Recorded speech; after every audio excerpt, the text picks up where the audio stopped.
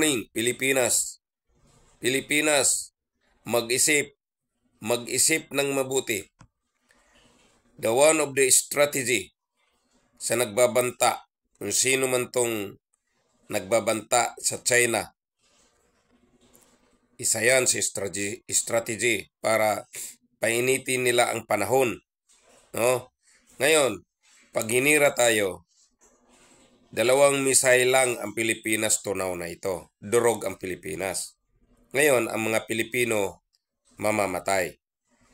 In just 30 minutes, itong mga mayayaman lilikas yan bago gigira. O kung magsimula naman.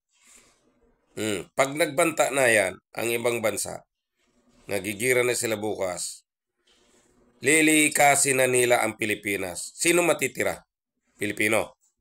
Mga Pilipino. Wala na magkontrol. After ng gira, babalikan nila ang Pilipinas. Sino na ngayon ang mamamayagpag sa Pilipinas? Sila pa din. O, di ba? Para maiwasan nila ang problema at pananagutan nila sa gobyerno, lilikasin nila yan. Ngayon, gusto nilang mangyari, girahin ang Pilipinas.